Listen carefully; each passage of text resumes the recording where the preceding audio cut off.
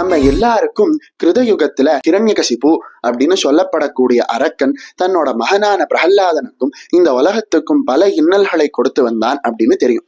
அந்த பிரகல்லாதனை ஹிரண்யகசிபு கிட்ட இருந்து காப்பாத்துறதுக்காக திருமாலானவர் நரசிம்ம அவதாரம் எடுத்தார்.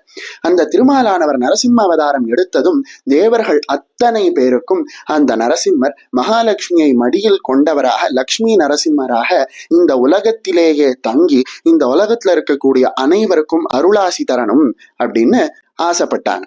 அந்த ஆசையை லக்ஷ்மி நரசிம்மர்கிட்ட போய் வேண்டுதலாகவும் வச்சாங்க. அதுக்கு நரசிம்மர் சொன்னார், தமிழ்நாட்டுல இருக்கக்கூடிய அவனி நாராயணபுரம் அப்படின்னு சொல்லப்படக்கூடிய அற்புதமான மகிமை மிக்க புண்ணிய தேசத்துல சிம்ஹாச்சல மலை மேல வெப்பால மரங்களாக இருந்து நீங்க தவம் பண்ணுங்க, உங்களோட தவத்தை பாராட்டி நான் உங்களோட வரத்தை நிறைவேற்றுகிறேன் அப்படின்னு சொன்னாராம். அது பிரகாரம் பல காலங்கள் கழிச்சு பிருகு முனிவர் இந்த அவனாராயண வன வரார். அப்படி அவர் வரும் பொழுது இந்த சிம்மாச்சல மலை மேல பொழுது அவருக்கு மோட்சம் கிடைக்கணும் அப்படிங்கிற ஆசை வந்தது. அதனால அந்தத்திலேயே அமர்ந்து தவம் பண்ண ஆரம்பிச்சார். அவரோட தவத்தை ரொம்ப சந்தோஷமாக ஏற்றுக்கொண்ட நரசிம்மர் காட்சி கொடுத்து என்ன வரம் வேணும் அப்படின்னு கேட்கிறார்.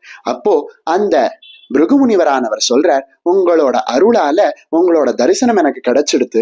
இது போல 4 திவ்ய தேசத்துல நீங்க காட்சி கொடுக்கக்கூடிய அழகை நான் தரிசனம் பண்ணி, அதாவது திருப்பதியில இருக்கக்கூடிய வெங்கடாஜலபதியாகவும், காஞ்சிபுரத்துல இருக்கக்கூடிய வரதராஜராகவும், அகோபிலத்துல இருக்கக்கூடிய நரசிம்மராகவும், இப்படி பல கோலத்துல உங்களை நான் தரிசனம் செய்து அதன் பிறகு எனக்கு மோட்சம் கிடைக்கணும் அப்படின்னு வேண்டிக்கிட்டார். அதனால அவர் கேட்டுக்கிட்டபடியே 4 திவ்ய தேச பெருமாளாகவும் காட்சி கொடுத்த நரசிம்மர் இறுதியில லக்ஷ்மி நரசிம்மராக காட்சி கொடுத்து பிருகுமுனிவருக்கும் வரம் கொடுத்தார். வெப்பால மரங்களாக இருந்த தேவர்களுக்கும் அருளாசி வழங்கினார்.